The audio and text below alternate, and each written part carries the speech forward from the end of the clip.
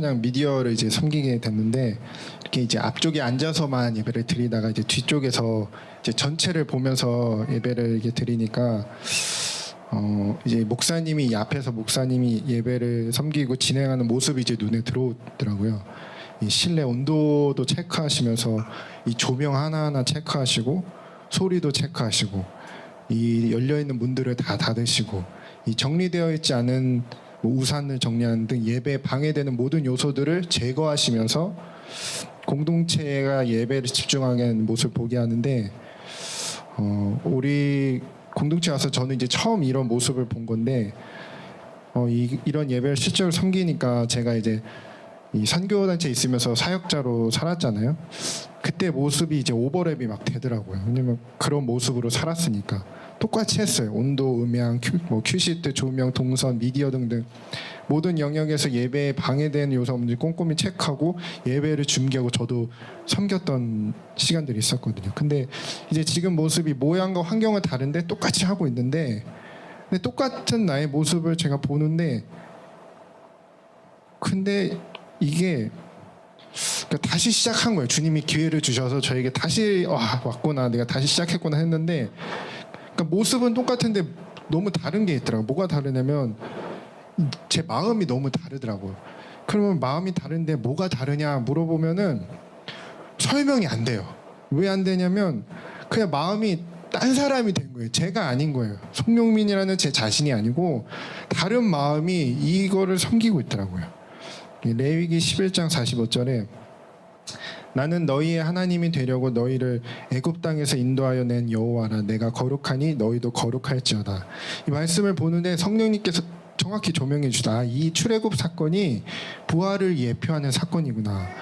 이 말씀 레위기 11장 45를 딱 보는데 그 우리 공동체가 자주 하는 말씀 로마서 14장 9절 말씀 있잖아요. 이를 위하여 그리스도께서 죽었다가 다시 살아나셨으니 곧 죽은 자와 산 자의 주가 되려 하심이라. 이 말씀이 딱 오버랩이 되더라고요. 죽었다가 다시 살아나시니까 부활하신 이유는 예수님이 우리가 잘 아는 것처럼 우리의 주인이 되기 위하심이잖아요.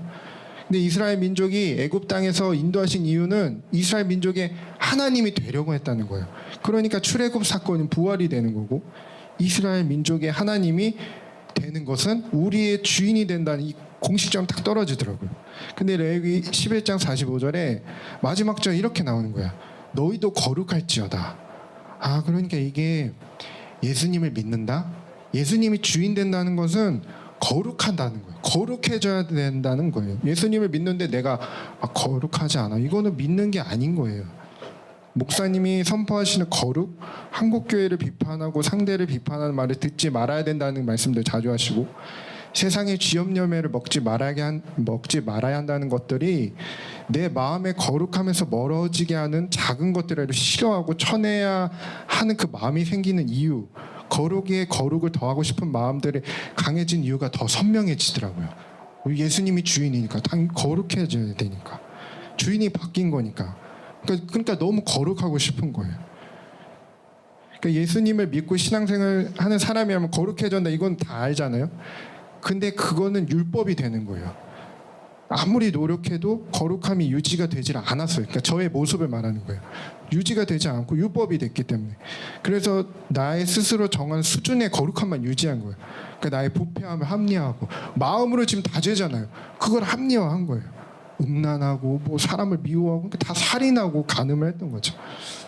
그게 이전에 저의 모습이었다면은 주인이 바뀐 저의 하나님을 원하시는 수준, 마음조차 죄를 짓지 않는 그거를 이제 거룩함을 추구하고 유지하기 위해서 이제는 죄와 피 흘려 몸부림치며 싸우고 있는 것이다. 근데 이게 이제 되고 있는 거죠.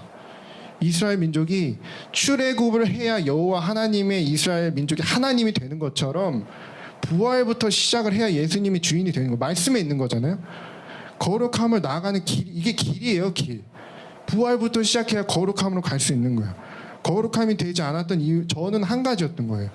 시작부터 성경 말씀대로 하지 않았던 거죠.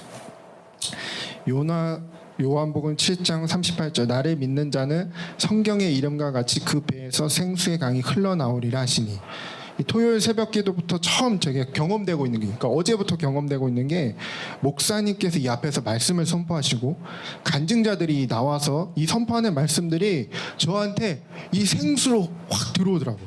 끊임없이 들어오더라고요. 그러니까 이전에도 은혜를 받았다, 이게 그러니까 생수가 들어온다는 거거든요. 근데 이 경험을 많이 했었는데 이게 뭘까 선명하진 않았어요. 희미했는데 이제는 이 생수가 흘러나오고 나에게도 들어온다는 것이 분명히 이제 인지가 되더라고요. 예수님을 믿는 자, 예수님이 주인된 사람의 속에는 생명이 있는 거예요. 그 생명이 생수가 되어서 흘러나오는데 그게 저도 받고 있는 거더라고요. 생명이 저에게도 전이가 막 되더라고요.